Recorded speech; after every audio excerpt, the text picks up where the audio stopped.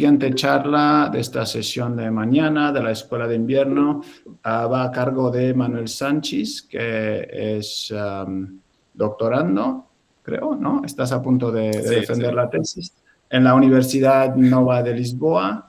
El título es El alcance de los argumentos, desacuerdos profundos y razones subjetivas. Adelante, por favor. Bueno, en primer lugar, muchas gracias por invitarme a dar esta charla. Me hace bastante ilusión porque tengo buena consideración y buenos recuerdos del máster en filosofía, en lógica y filosofía de la ciencia, a pesar de que cuando lo cursé estábamos en plena época de COVID, o sea que no me quiero ni imaginar los recuerdos que tendría si eso hubiera acontecido en otra época.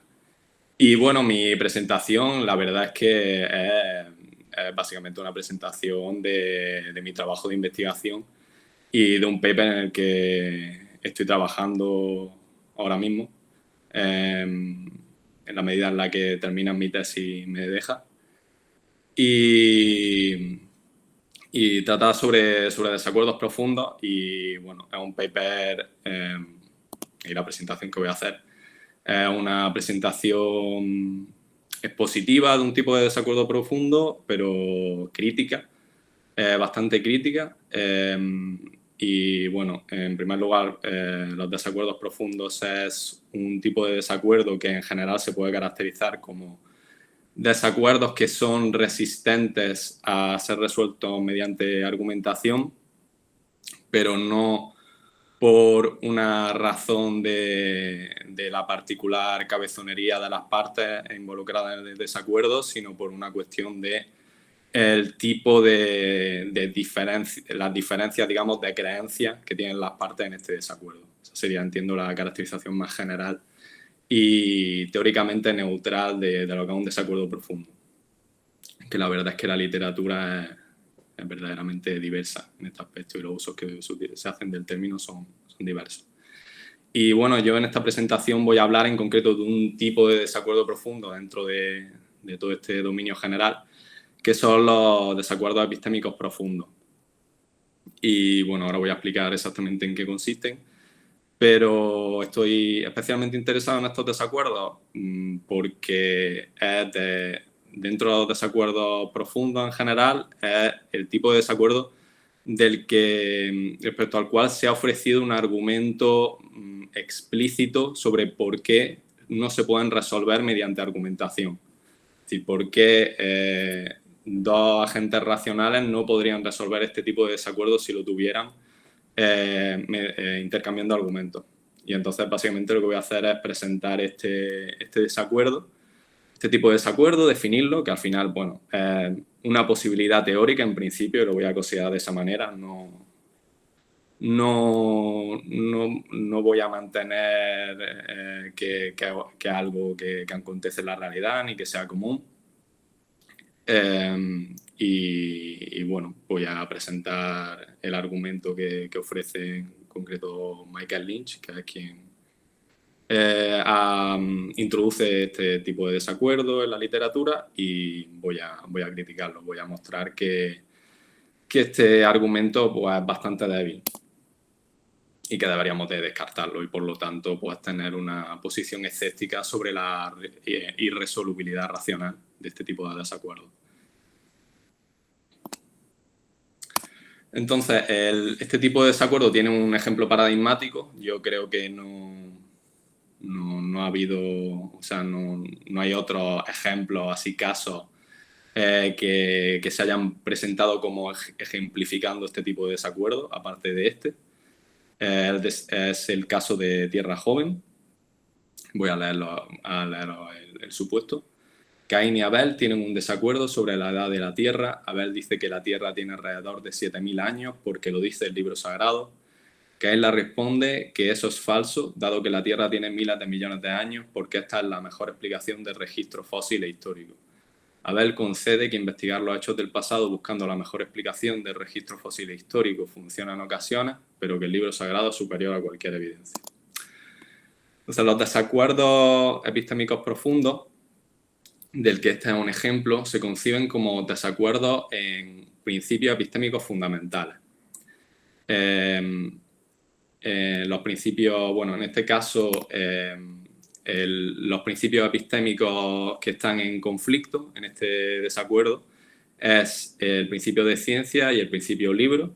Caín acepta ciencia, que dice la inferencia hacia la mejor explicación a partir del registro fósil histórico es la única forma de conocer el pasado. Y Abel acepta libro, que dice consultar el libro sagrado es el mejor método para conocer el pasado. Si el desacuerdo se tratara solo sobre un conflicto entre estos dos principios, sería un desacuerdo meramente epistémico. Y sería un desacuerdo epistémico porque el desacuerdo tiene que ver con principios que nos informan sobre qué maneras o cuáles son los métodos confiables para descubrir o para formar creencias en relación a un cierto dominio de hechos. En este caso, el desacuerdo sobre cuáles son los métodos confiables para conocer hechos sobre el pasado. Pero además de ser un desacuerdo epistémico, en este caso, tenemos un desacuerdo epistémico profundo porque los principios epistémicos que están en conflicto en este caso son principios epistémicos fundamentales. ¿Y qué significa esto?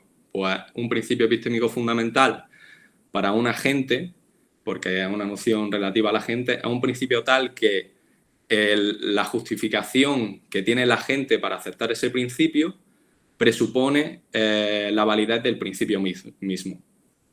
En este sentido se dice que la justificación es circular en un sentido epistémico, o que la justificación involucra un argumento epistémicamente circular que trata sobre esto, sobre la idea de presunción de la confiabilidad o de presunción de la verdad del principio que la propia justificación pretende justificar. Voy a mostrar un ejemplo de esto. En el caso de Caín, ¿por qué el principio de que la ciencia es el mejor método para conocer el pasado en el caso de Caín es un principio epistémico fundamental?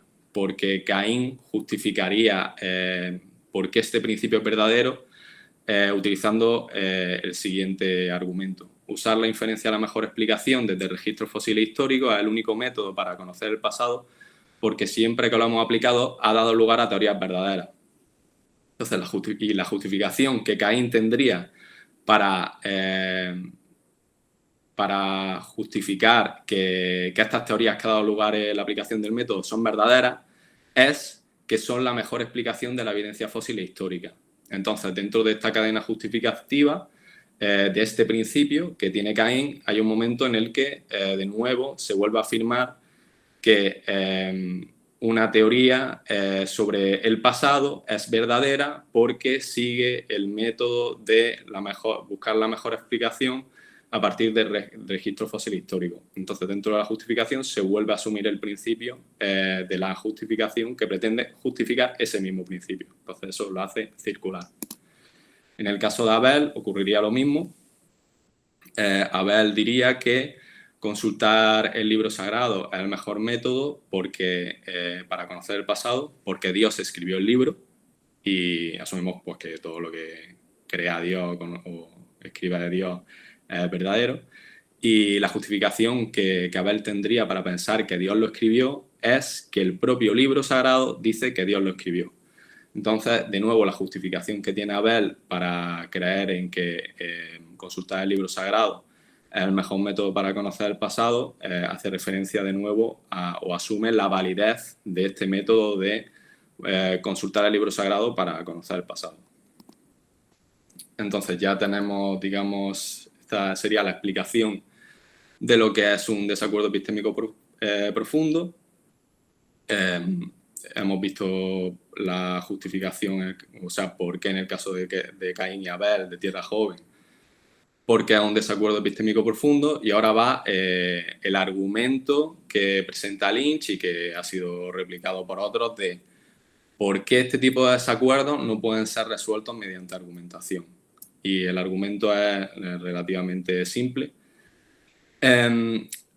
Es que los agentes en desacuerdos epistémicos profundos no pueden resolver su desacuerdo mediante argumentación, porque las justificaciones que tienen para sus respectivos principios no pueden convencer a alguien que niega el principio, dado que la argumentación en cuestión presupone la verdad del principio. O sea, no puedes convencer a alguien de una conclusión utilizando un argumento que presupone la verdad de la conclusión. Ese sería como el argumento. Y entonces, dado que ese tipo de argumento no funciona, entonces no pueden resolver el desacuerdo mediante argumento.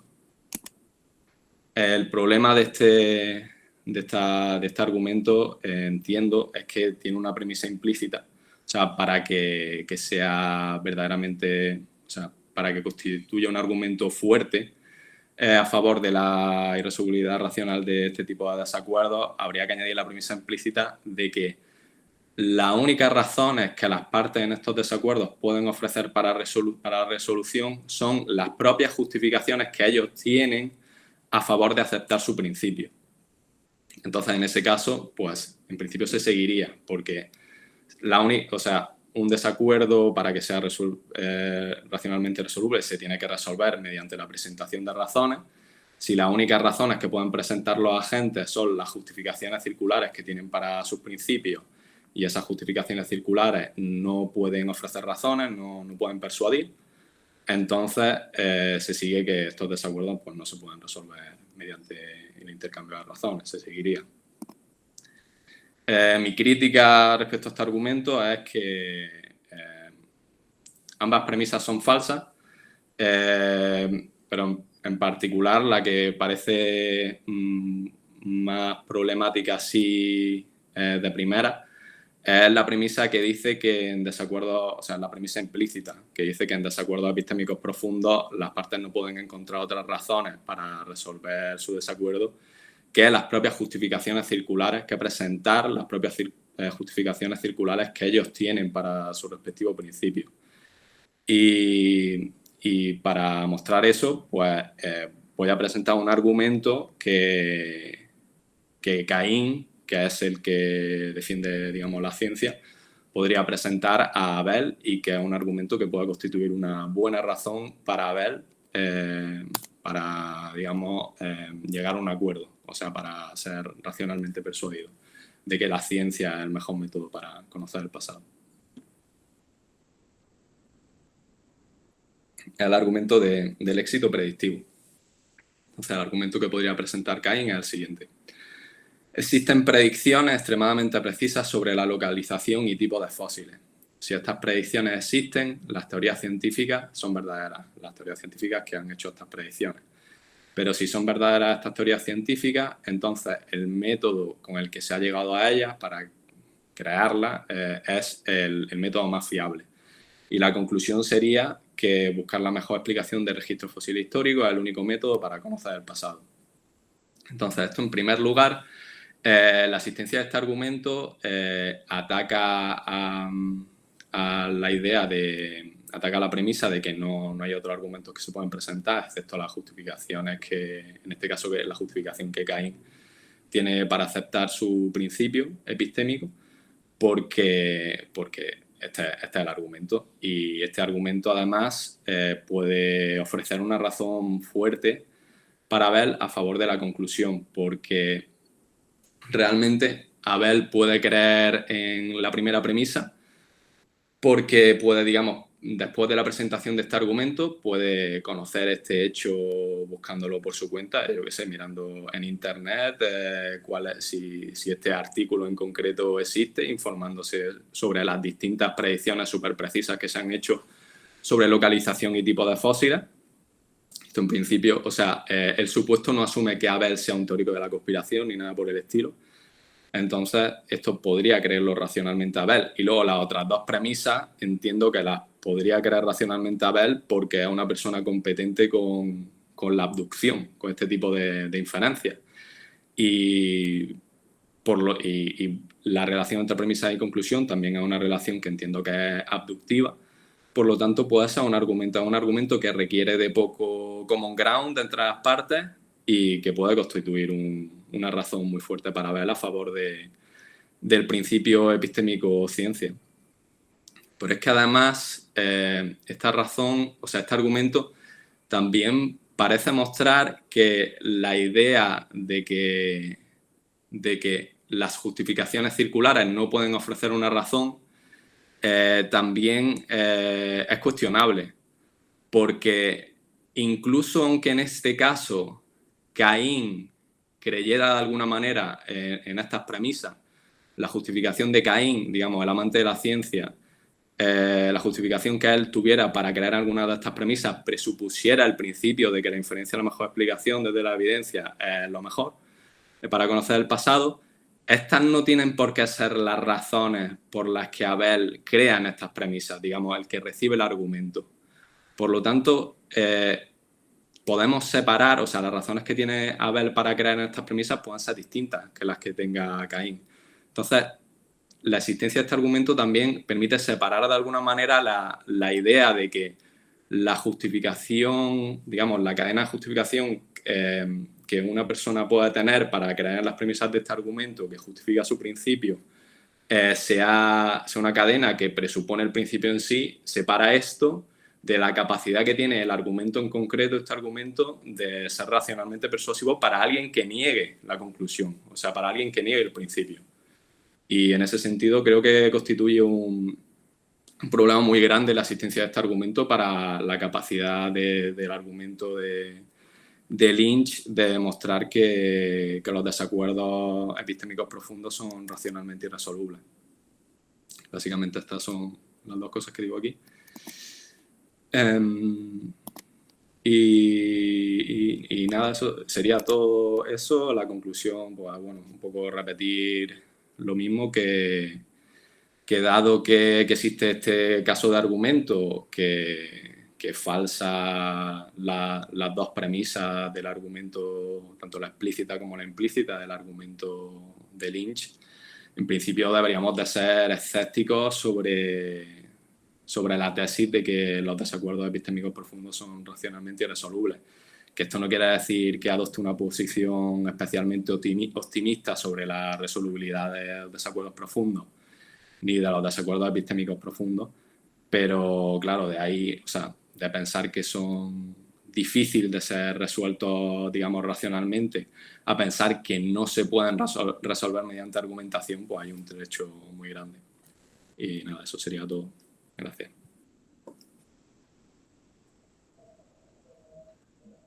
Muchas gracias, Manuel. Tenemos tiempo para preguntas. Si no hay ninguna mano levantada, bueno, sí, bueno, voy a hacer una pregunta y te dejo. Sí. Lo que se me ocurre es lo siguiente. Si tú dices que hay digamos, un tipo de argumentación que podría resolver la diferencia de opinión, ¿no resultaría de ahí que a lo mejor no es un desacuerdo profundo? ¿O no podría Lynch decir eso? No es un desacuerdo profundo porque parece profundo, pero en el fondo hay una base común, como decías, hay un common ground, ¿no? Un conjunto de afirmaciones que aceptan comúnmente los participantes y a partir del cual se puede resolver.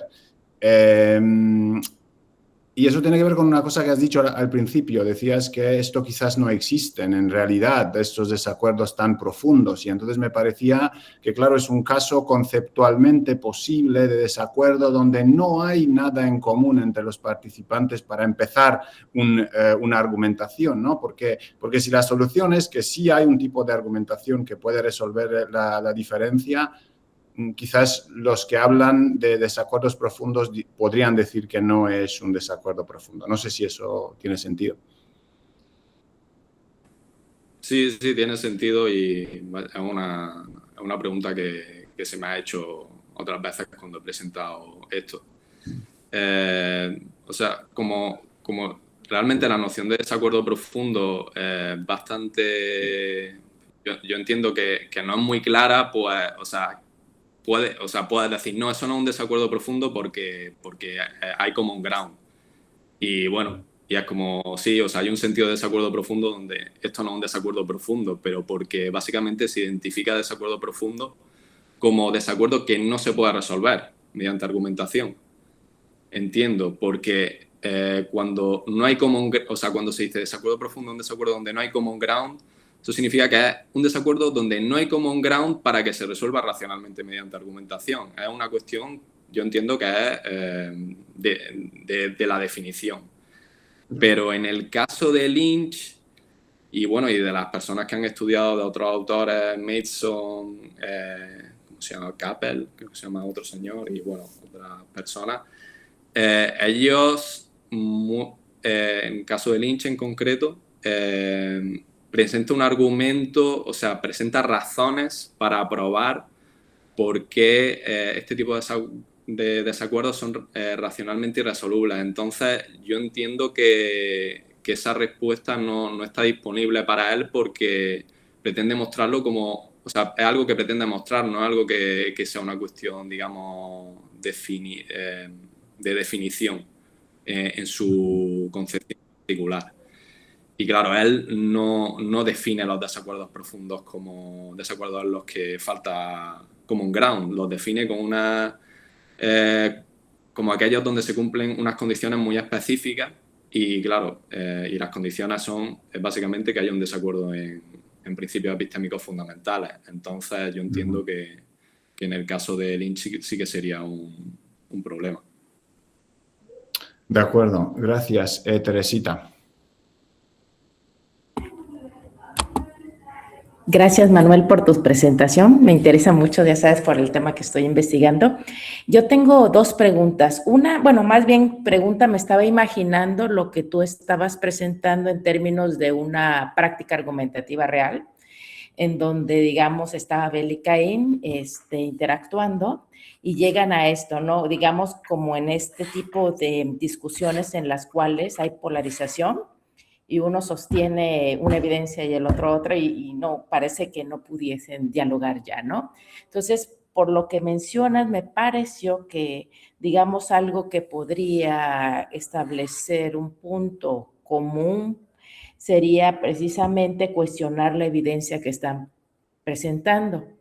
Y en este caso, por ejemplo, si Abel le pregunta a Caín, oye, ¿por qué tú presentas o por qué tú consideras que esto es lo que realmente explica, digamos, la conclusión y viceversa? ¿O por qué tú piensas que es el libro sagrado el que va a justificar lo que estás diciendo? Quizás se pueda salir de la circularidad. Eso me pareció. Entonces, es una manera de romper esa dicotomía extrema que están presentando estos dos argumentadores. Y bueno, sin embargo, aun cuando pudiesen dar algunas razones o uno pudiese reconstruir las razones del otro que pudiesen ser distintas, me parece que en algún momento, si ellos realmente forman nuevas dicotomías, vuelven a dualidades que son consideradas ontológicamente así como que muy reales para ellos, va a ser difícil que en algún momento sigan dialogando. Me parece que lo que mencionaste en cuanto a Lynch y otros autores de la de que los desacuerdos profundos son irresolubles, tiene que ver mucho también con la perspectiva que asuman los mismos argumentadores que participan, que en general algo que he identificado es que toman estas posturas extremas y los extremos, por ejemplo, dice, bueno, yo considero que, digamos, el libro sagrado es la evidencia, pero lo toman no como algo que pudiese cambiar, sino como algo es real y de allí no se va a mover. Entonces, esta especie de verlo como una realidad y no como una posibilidad, eso es lo que a veces considero no permitiría el diálogo. No sé si tienes alguna opinión sobre eso. Gracias. Sí, vaya, yo no soy optimista con respecto a, o sea, a que este tipo de desacuerdos, o sea, el desacuerdo que más se parezca a este que exista en la realidad, puedan ser resueltos racionalmente, porque precisamente por el hecho de que cuando tienes, o sea, posturas verdaderamente opuestas, no sé hasta qué punto pueden presentarse evidencia suficiente entre ellos como para que cambien de posición de una forma racional. Como poco, no lo van a hacer sino a lo largo de un intercambio largo, o sea, en el tiempo. O sea, la idea esta de que se encuentran en un café y esperar que con ese intercambio vaya a resolverse racionalmente, yo creo que eso es es ficción. O sea, ficción. Y bueno, o sea, no sé qué más decirte en ese sentido, pero que mi posición al respecto, como en la vida real, o sea, no sé, me gustaría ver cómo funciona el mundo en ese sentido de verdad, porque más, yo nunca he ido a mirar. O sea, nunca he ido a mirar cómo se resuelven los desacuerdos, si es que se resuelve alguno de este tipo, cómo evolucionan cuando se intercambian argumentos. Entonces no lo sé, pero en general mi visión es un poco pesimista. O sea, lo que sí se puede conseguir es acercar posturas, pero eso de resolver este tipo, o sea, resolver cosas sobre compromisos muy fundamentales, tipo, yo que sé, Dios existe, por ejemplo, y cosas así. Todavía el tema este de, si es cierto que el tema del libro sagrado y tal, creo que, no sé, si vives en la sociedad, creo que aceptas bastantes cosas que es difícil de compatibilizar con que el libro sagrado sea la mejor fuente, pero no sé qué decirte. Soy escéptico. Gracias. Gracias. No. Tenemos 2 preguntas más, por favor, cortas. Leonor. Muchas gracias, André, y muchas gracias, Manuel, por tu intervención, que yo creo que es muy interesante e incide en una cuestión que es esencial yo creo que en la teoría de conocimiento y en las múltiples disciplinas con las que lo manejamos. Yo la verdad es que te quería preguntar algo muy breve, creo que está muy relacionado con algo que te has señalado, André. Yo sí creo que existen desacuerdos profundos que están relacionados con los límites de las teorías alfa-operativas, teorías primarias, teorías científicas duras, ya verás como quieras, ¿no? Y que se relacionan con todas aquellas situaciones en que los límites de estas ciencias duras, que son ciencias que utilizan la demostración, que nos permiten predecir en sentido estricto, cuando llegan a un límite, la predicción cambia y se convierte en probabilidad. Una probabilidad que tiene mucho que ver con lo que Lynch y todos en general manejamos como los acuerdos de los grupos como contextos significativos. Es decir, tenemos ciertos acuerdos coyunturales que nos sirven como criterios interpretativos significativos que nos permiten entender la realidad hasta que los cambiamos. Entonces, yo creo que ahí ese argumento predictivo que se utiliza, yo creo que no tiene nada que ver con la posibilidad de la predicción científica, porque ese argumento predictivo es probabilístico, más empirista, y yo creo que se relaciona con los contextos que, como diría Gustavo Bueno, se va más allá, ¿no? Hacen jugar a la ciencia en terrenos completamente descontrolados. Y te voy a poner un ejemplo muy sencillo de uno de los problemas que en filosofía del derecho nos acucian. Por ejemplo, la extensión y la discusión que tenemos sobre la física o metafísica de la violencia. ¿Hasta dónde llega la violencia? ¿Qué puede ofertarme la ciencia para definir la violencia? ¿Es física o es psicológica? Si yo te insulto, ¿te estoy violentando o no te estoy violentando? Ese es un desacuerdo profundo. Entonces, mi pregunta es, ¿podríamos afinar quizás más la distinción entre predicción científica y predicción probabilística, en el sentido causal más empirista, para intentar establecer, sí, ciertos argumentos de partida, pero reconocer que los límites científicos, los terrenos alocados de la ciencia generan muchos problemas de discusión profunda, son problemas ideológicos? Te planteo, ¿son problemas ideológicos?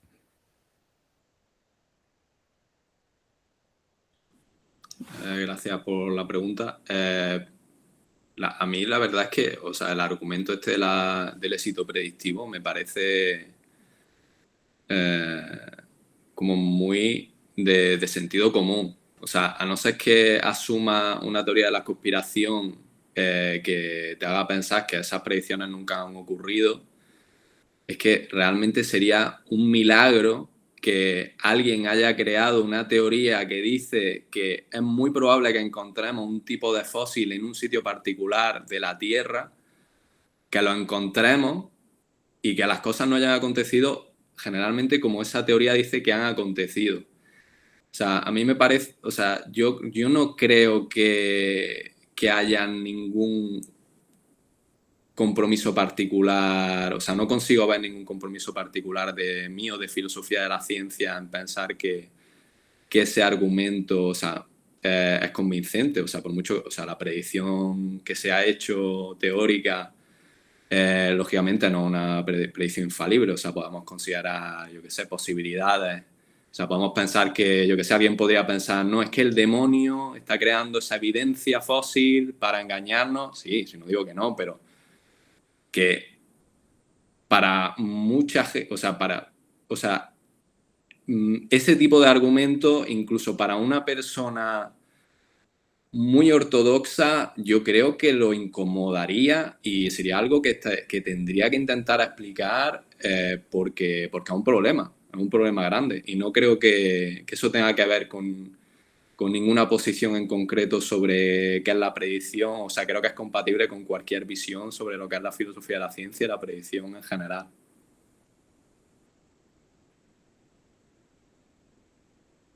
Fernando tenía una pregunta muy breve, por favor. Vale, lo intentaré.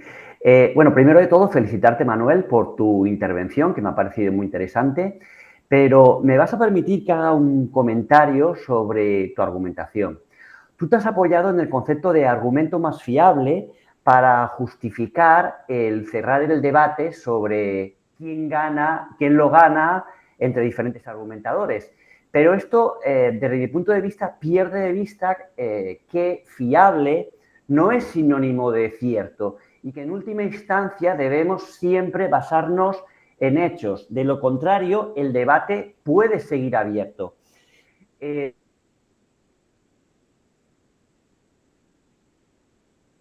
Sin ir más lejos, la historia de la ciencia pone de manifiesto que no siempre lo más fiable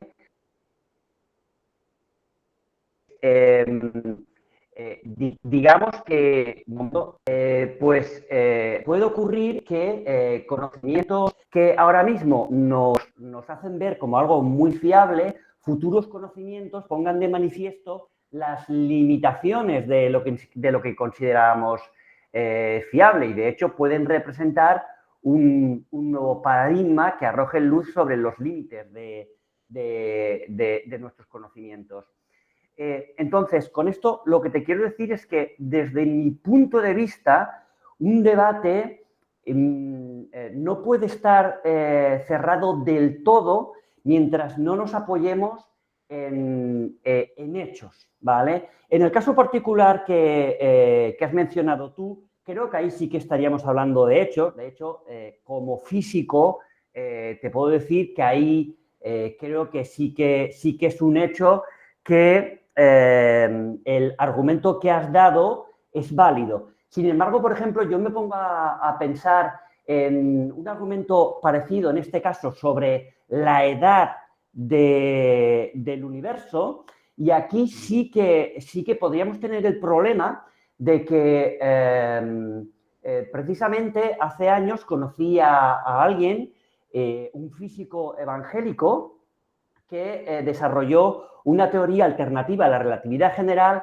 en la que lo que hacía era introducir una quinta dimensión espaciotemporal para justificar que el universo tenía la edad que decía la Tierra. Y claro, mientras, en lugar de la edad que predice la relatividad general. Entonces, mientras no seamos capaces de discriminar empíricamente cuál de las dos teorías es correcta, tenemos un problema para cerrar el debate y creo que es algo que no debemos perder de vista.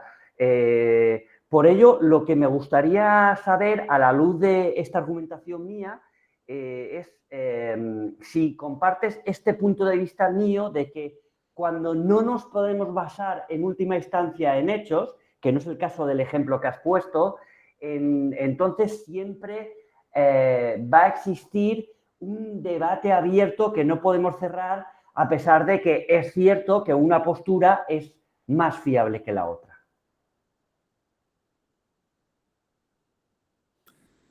Gracias por la pregunta. No sé, yo no pienso o sea, no es que yo sea antirrealista ni nada por el estilo. O sea, yo tengo una visión así realista, como de, no sé cómo llamarlo, o sea, de sentido común, ¿sabes? Hay cosas fuera, los aviones funcionan porque conocemos las leyes y tal, de la física, pero en el caso de, cuando hablamos sobre resolución racional de desacuerdos, yo no creo que hablar de hechos, o sea, sí, no, digamos, no una palabra que a mí me parezca útil para clarificar lo que es la resolución racional, aunque supongo que al final pues depende de qué pienses que son hechos. En este caso pienso que, o sea, el argumento este del éxito predictivo es un argumento bueno porque requiere de poco, de que las partes, no necesita que las partes compartan mucho sobre su visión del mundo ni nada para que sea racionalmente persuasivo. Y lo único que requiere es que confíen en las instituciones científicas y que, en cierta medida, hasta el punto de que da credibilidad a que esas predicciones existen, y que sepa hacer abducciones. Entonces, eso es para mí lo que es clave para hablar de cuándo un debate se puede cerrar, entre comillas, en el hecho de que encontremos compromisos compartidos desde los que se puede seguir muy fuertemente una conclusión. Y bueno, en el tema este de si alguien viniera y me dijera, no, según estos cálculos, pues la Tierra pueda tener 6.000 años, 7.000, pues diría, bueno, vale. O sea, quiero decir, yo no soy un experto, le preguntaría a otros expertos y también le preguntaría sobre los fósiles, exactamente como lo explica, porque si me dice que son creados por fuerzas malignas o algo así, la verdad es que no. Pero claro, siempre es posible, quiero decir, yo estoy abierto, o sea, siempre es posible que uno esté equivocado, pero que cuando miramos a los compromisos que tienen las partes en desacuerdo, pues podemos llegar a la conclusión de que hay argumentos muy fuertes que se pueden dar con poco common ground. Esa sería mi posición al respecto. Gracias. Entonces, se podría interpretar de tus palabras... Bueno, perdón. Yo creo que tenemos que cerrar. Seguiremos en otro contexto la conversación porque ya nos hemos alargado un poquito, si os parece. Muchas gracias, Manuel, por la presentación, muy interesante. Muchas gracias a todos y seguimos después de un pequeño descanso de 10 minutos. Nos vemos a 11:50, si os parece.